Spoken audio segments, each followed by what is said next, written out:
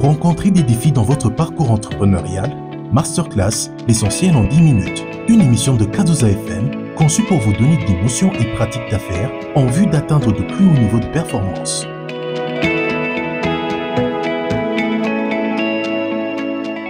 Bienvenue à cette nouvelle leçon de Masterclass. Nous avons récemment commencé un parcours d'apprentissage autour des piliers sur lesquels bâtir des entreprises solides et durables. Jusque-là, nous avons vu de meilleures pratiques et procédés au niveau du pilier finance. Plus précisément, nous avons vu comment créer un compte de résultats, un document qui vous aide à suivre vos recettes et vos charges sur une période donnée et qui vous aide également à déterminer si vous subissez des pertes, si vous atteignez le seuil de rentabilité ou si vous réalisez des profits. Nous avons ensuite poursuivi en examinant une série d'actions à envisager si vous êtes dans une position positive ou négative. Dans cette dernière leçon du pilier finance, nous vous présentons brièvement d'autres pratiques qui vous aideront à bien faire vos comptes. Voici donc quelques pratiques pour bien faire vos comptes. 1. Incluez vos coûts indirects dans vos prix. La plupart d'entrepreneurs ont tendance à calculer uniquement les coûts directs de production d'un produit ou d'un service.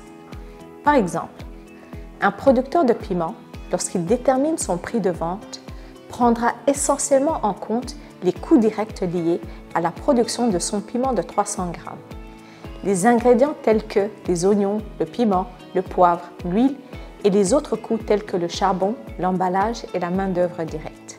Bien que ce soit un bon début, peu importe le type d'activité, nous devons également inclure les charges d'exploitation ou les coûts indirects tels que le loyer, l'eau, l'électricité, le personnel administratif, les dépenses liées aux ventes, au marketing, à la communication, au transport pour n'en citer que quelques-uns.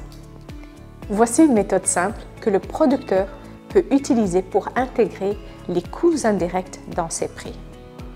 Supposons que le coût direct de la production de 300 g de piment est de 5 000 francs. Pour calculer les coûts indirects, le producteur additionne ses charges mensuelles, disons 500 000 francs. Détermine la quantité de piment qu'il produit et vend en moyenne par mois, disons 200 pièces. Divise ses charges de 500 000 francs par le nombre de produits qu'il vend en moyenne. Dans ce cas, 200 pièces. Ce qui lui donne un coût indirect de 2500 francs par pièce. Ensuite, il additionne son coût direct de 5000 francs et son coût indirect de 2500 francs, ce qui lui donne 7500 francs par pièce. À partir de ce moment, il ajoute sa marge bénéficiaire, disons 25%, ce qui lui donne un prix de vente de plus ou moins 9300 francs. L'erreur que font la plupart d'entrepreneurs est d'ajouter la marge bénéficiaire seulement sur le coût direct. Le problème est que ce que vous pensez être votre marge bénéficiaire sera en fait utilisé pour payer vos charges et que probablement il ne vous restera pas suffisamment de marge. Cette méthode d'ajouter votre marge bénéficiaire aux coûts directs et indirects, si faite correctement, vous permettra de réaliser des bénéfices plus significatifs. Vous vous dites peut-être, si je m'y prends de cette façon, mon produit ou service sera sans doute plus cher que ceux des concurrents. Probablement, ce qui nous amène à la deuxième pratique. 2. Identifiez votre MVP, vos produits ou services les plus rentables. Si vous vendez plusieurs produits, il est important de déterminer et de surveiller de près vos coûts de production.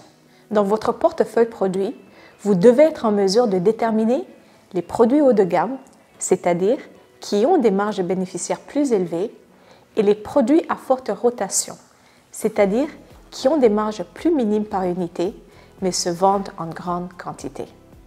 Déchiffrer précisément les produits ou services les plus rentables pour votre entreprise vous aidera dans la prise de décision en ce qui concerne où orienter vos efforts et ressources. Ceci vous permettra également d'identifier les produits de votre gamme qui vous coûtent plus que les bénéfices que vous en tirez. Et si c'est le cas, soit vous calculez la quantité de vente minimale pour atteindre le seuil de rentabilité de ce produit, ou vous menez une réflexion de comment produire efficacement ce produit, c'est-à-dire réduire les coûts de production, ou vous décidez carrément de le retirer de votre gamme s'il vous coûte plus que les bénéfices que vous en tirez. Pour réussir en affaires, nous devons maîtriser nos chiffres. Souvent, lorsque nous fixons nos prix, nous nous basons sur ceux de nos concurrents. Même si cela peut être une bonne base pour fixer les prix, il est important de surveiller les coûts des produits vendus afin que nous puissions prendre les meilleures décisions au bon moment. Nous devons faire attention à ne pas être illusionnés par un grand chiffre d'affaires. Réaliser des millions de ventes, mais ne pas réaliser de profit sur le long terme est improductif. Prenons aussi en compte que les prix augmentent à l'échelle mondiale, ce qui affecte notre résultat. Par conséquent, surveiller de près nos coûts de production nous aidera à prendre les bonnes décisions au bon moment. C'était donc les dernières pratiques que nous partageons dans le cadre du pilier finance.